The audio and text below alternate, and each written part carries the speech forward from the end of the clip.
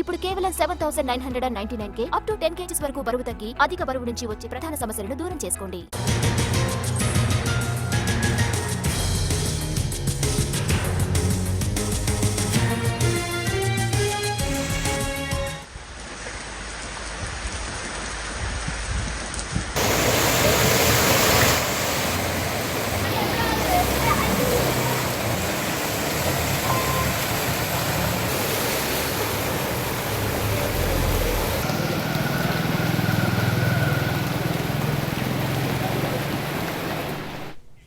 తెలంగాణలోని పలు ప్రాంతాల్లో వర్షం కుమ్మేస్తుంది. హైదరాబాద్ నగరంలోని పలు ప్రాంతాల్లో భారీ వర్షం కురిసింది. మియాపూర్, గచ్చిబౌలి, బంజారాహిల్స్, అమీర్పేట్, ఖైరతాబాద్, నారాయణగూడ తదితర ప్రాంతాల్లో భారీ వర్షం కురిసింది.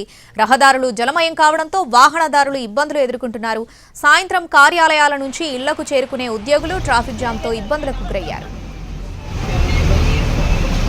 వికారాబాద్, సంగారెడ్డి జిల్లాలోనూ వర్షం కురిసింది. పటాన్ చెరువు, ఇస్నాపూర్, ముత్తంగి, రామచంద్రాపురం, అమీన్పూర్, లింగంపల్లి, బీహెచ్ఈఎల్లో వర్షం కురుస్తోంది. పలు చోట్ల విద్యుత్కు అంతరాయం ఏర్పడడంతో ప్రజలు ఇబ్బందులు పడుతున్నారు. పశ్చిమ మధ్య పరిసర వాయువ్య బంగాళాఖాతంలో ఏర్పడిన అల్పపీడనం మధ్య పరిసర ఉత్తర బంగాళాఖాతంలో కొనసాగుతుందని హైదరాబాద్ వాతావరణ కేంద్రం ప్రకటించింది. ఈ అల్పపీడనం బంగ్లాదేశ్ తీరం వద్ద ఈ నెల 9న వాయుగుండంగా మారే అవకాశం ఉందని తెలిపింది. ఇవాళ రేపు తెలంగాణలో వర్షాలతో పాటు ఎల్లుండి భారీ వర్షాలు కురిసే అవకాశం ఉందని వెల్లడించింది. కరీంనగర్, పెద్దపల్లి, జయశంకర్, భూపాలపల్లి, ములుగు, వరంగల్, హనుమకొండ జిల్లాల్లో ఆదివారం భారీ వర్షం కురుస్తుందని వాతావరణ శాఖ వెల్లడించింది. ఈ జిల్లాలకు ఎల్లో హెచ్చరికలను జారీ చేసింది. ఈ నెల 9, 10 తేదీల్లో భారీ నుంచి అతి భారీ వర్షాలు కురిసే అవకాశం ఉందని తెలిపింది.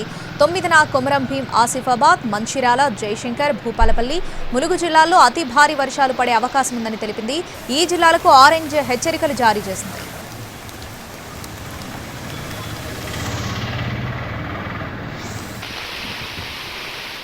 తెలంగాణలో పలు ప్రాంతాల్లో వర్షం కుమ్మేస్తుంది. పూర్తి అప్డేట్స్ మా ప్రతినిధి ప్రేమ్ అందిస్తారు. ప్రేమ్,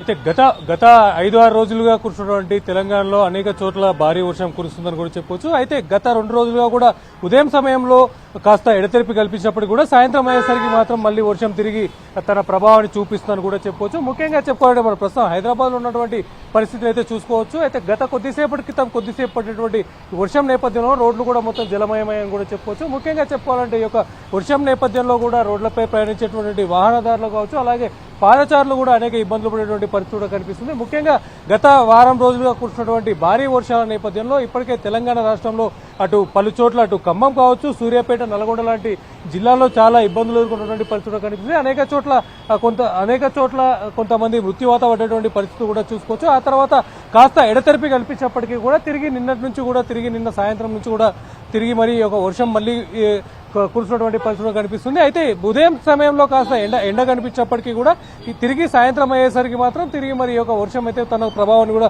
చూపించినటువంటి పరిస్థితులు కనిపిస్తుంది. ముఖ్యంగా చెప్పుకోవాలంటే ఆఫీసుల నుంచి ఇంటికి వెళ్ళేటటువంటి సమయంలో వర్షం ప్రభావం చూపించిన నేపథ్యంలో కూడా ఆఫీసుల నుంచి వెళ్ళేటటువంటి